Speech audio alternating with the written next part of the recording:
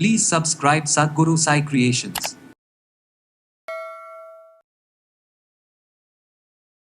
எந்தெந்த மாதிரியான ஃபேக்டர்ஸ் ஆண்களின் உடல் நலத்திற்கு பாதிப்பை ஏற்படுத்துது, அதனால் வரக்கூடிய விளைவுகள், அதை எப்படி இயற்கையான முறையில் சரி செய்யலாம்? சரியான ஒரு ஊட்டச்சத்து இல்லாததுனால வரக்கூடிய பிரச்சனைகள் நிறைய இருக்குது. அதுக்கப்புறம் இந்த தூக்கமின்மை அப்படின்ற ஒரு பிரச்சனை. ஆண்களுக்கு விந்தணுக்கள் எண்ணிக்கை குறைபாடு. ஸோ நார்மலாக 15 மில்லியன்ஸ்க்கும் குறைவாக இருக்கக்கூடிய நபர்கள் நிறைய பேர் இருக்காங்க. ஸ்பெர்ம் கவுண்ட் வந்து இன்க்ரீஸ் ஆகும், ஒரு ஸ்டாமினா நமக்கு நல்லாவே இன்க்ரீஸ் ஆகும் அப்படின்னு சொன்னால், முக்கியமாக நான் சொல்லக்கூடிய இப்போது இந்த ஒரு விஷயம் தினம்தோறும் நம்ம ஃபாலோ பண்ணும்பொழுது உடலில் நிறைய மாற்றங்கள் வந்து நடக்க ஆரம்பிக்கும். ஆண்களுக்கு இந்த ஸ்க்ரோட்டம் மேலேயும் வெரிகோசில் ப்ராப்ளம் நிறைய பேருக்கு இருக்குது. ஸோ இதை சரி செய்கிறதுக்கு நம்ம எந்த மாதிரியான மூலிகைகள் எடுக்கலாம்?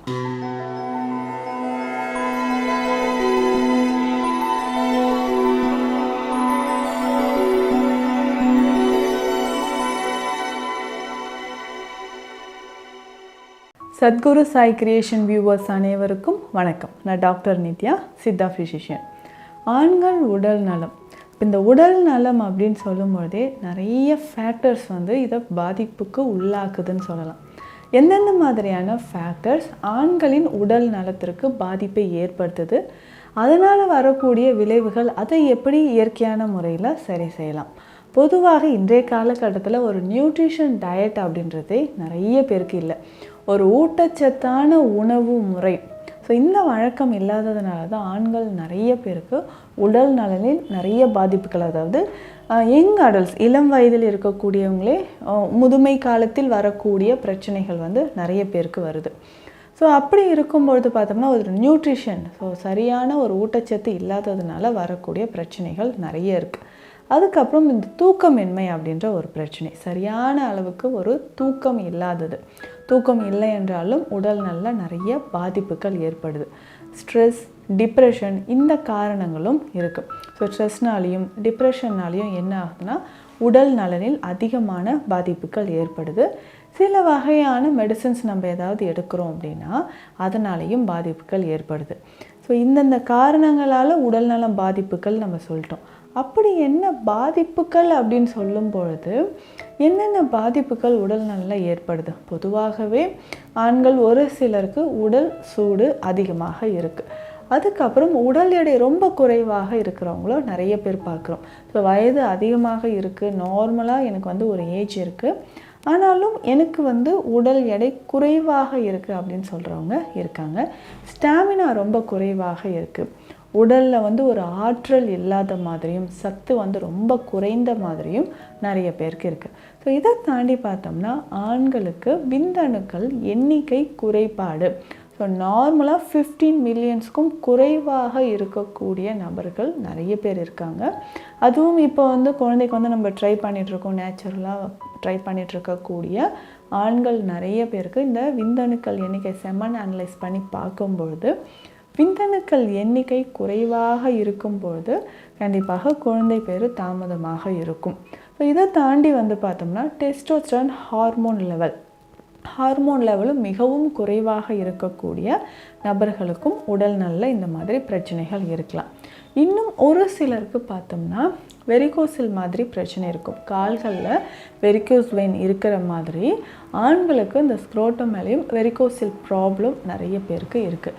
ஸோ இதை சரி செய்கிறதுக்கு நம்ம எந்த மாதிரியான மூலிகைகள் எடுக்கலாம்? அதிலும் முக்கியமாக வந்து பார்த்தோம்னா நம்ம சாப்பிடக்கூடிய உணவில் ரொம்ப கவனம் செலுத்தி நம்ம சாப்பிடக்கூடிய விஷயம் இதெல்லாம் நிறைஞ்சு இருந்ததுன்னா ஆண்களோட ஹெல்த்துக்கு வந்து இது ரொம்ப பெஸ்ட்டு அப்படின்னு சொன்னோம்னா ப்ரோட்டீன் ரொம்ப முக்கியம், கால்சியம், அதை தாண்டி ஜிங்க் ரொம்ப ரொம்ப முக்கியம். ஸோ உடலோட எதிர்ப்பு சக்திக்கும் ஸ்டாமினா அதிகரிக்கிறதுக்கும் நமக்கு ஜிங்க் ரொம்ப ரொம்ப முக்கியம். ஸோ இதுவுமே இருக்கிற மாதிரியான உணவுகளை நம்ம வந்து செலக்ட் பண்ணி சாப்பிட்ணும். ஸோ அந்த மாதிரி பார்க்கும்பொழுது ஃப்ரூட்ஸில் எதெல்லாம் அதிகமாக நம்ம வந்து கவனம் செலுத்தி ஆண்கள் சாப்பிட்ணும் அப்படின்னு சொன்னோம்னா மாதுளை ரொம்ப ரொம்ப முக்கியம். தினமும் ஒரு மாதுளையை பயன்படுத்திட்டு வரும்பொழுதும் விந்தணுக்கள் எண்ணிக்கை அதிகரிக்கும், உடலில் வந்து அந்த ஸ்டாமினா வந்து இன்க்ரீஸ் ஆக ஆரம்பிக்கும். அதே மாதிரி தக்காளி சாறு, ஸோ இதையுமே வந்து பயன்படுத்தலாம். முக்கியமாக விந்தணுக்கள் எண்ணிக்கை அதிகரிக்கவும் ஒரு ஸ்டாமினா வர்றதுக்கும் நமக்கு தக்காளி சாறு ரொம்ப முக்கியமானது. இதையும் நம்ம பயன்படுத்திட்டு வரலாம். அதுக்கப்புறம் ஃப்ரூட்ஸில் வந்து வாழை, அதில் முக்கியமாக செவ்வாழை, பேயன் வாழை, இது வந்து நம்ம பயன்படுத்திக்கலாம். ஸோ பழ வகைகளில் இது எல்லாமே நம்ம பயன்படுத்திட்டு வரணும். இதில் முக்கியமாக நம்ம வந்து ஆரஞ்சு வகைகள், கருப்பு திராட்சை, இது எல்லாமும் பயன்படுத்திட்டு வரும்பொழுது ஆண்களுக்கு சிறந்தது. ஸோ இதுவே சித்த மருத்துவத்தில் இதையெல்லாம் நம்ம ஃபாலோ பண்ணால் உடல் நலனுக்கு ரொம்ப நல்லதுங்க. ஸ்பெர்ம் கவுண்ட் வந்து இன்க்ரீஸ் ஆகும், ஒரு ஸ்டாமினா நமக்கு நல்லாவே இன்க்ரீஸ் ஆகும். அப்படின்னு சொன்னால் வேறு என்னென்ன பயன்படுத்தலாம் இந்த மூலிகைகள் அப்படின்னு சொல்லி பார்க்கும்போது, முக்கியமாக பார்த்தோம்னா சதாவரி அப்படின்னு சொல்லக்கூடிய தண்ணீர் விட்டான் கிழங்கு, அதுக்கப்புறம் அஸ்வகந்தா, இந்த கிழங்கு பயன்படுத்தலாம். ஸோ இது ரெண்டுமே கிழங்கு வகைகளை சேர்ந்தது தான். நிறைய பேருக்கு இருக்கக்கூடிய டவுட் என்னென்னா, இந்த அஸ்வகந்தாவை பயன்படுத்தும்பொழுது உடல் ஆரோக்கியமாக இருக்குமா, இது எந்த அளவுக்கு நம்ம பயன்படுத்தலாம் அப்படின்னா, பொதுவாக ஆண்களுக்கு மட்டும் இல்லை, பெண்கள், குழந்தைகள், முதியவர்கள் எல்லோருமே வந்து அஸ்வகந்தாவை பயன்படுத்தலாம்.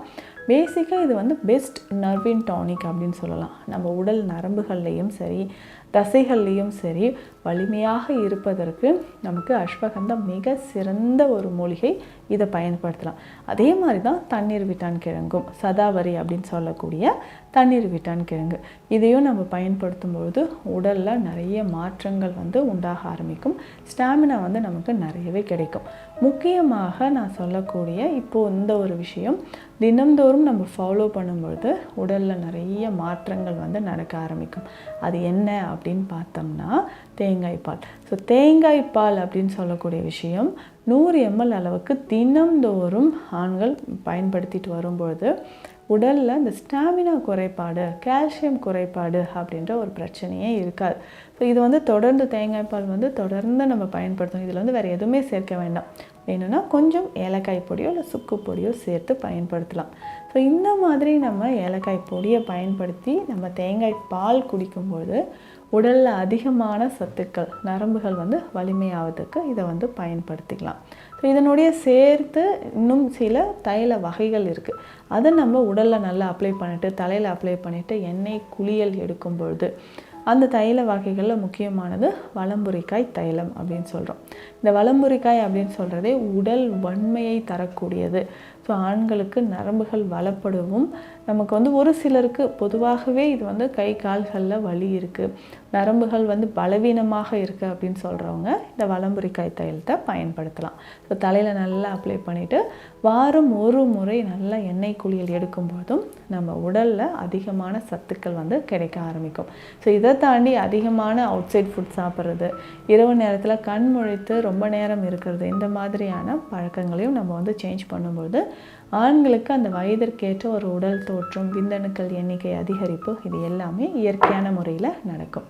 ஸோ இந்த பதிவில் ஆண்களோட உடல் நலத்திற்கு தேவையான உணவு முறைகள், பேசிக்காக பயன்படுத்தக்கூடிய சித்த மருந்துகளை பற்றி பார்த்தோம். மீண்டும் அடுத்த பதிவில் சந்திக்கலாம். நன்றி.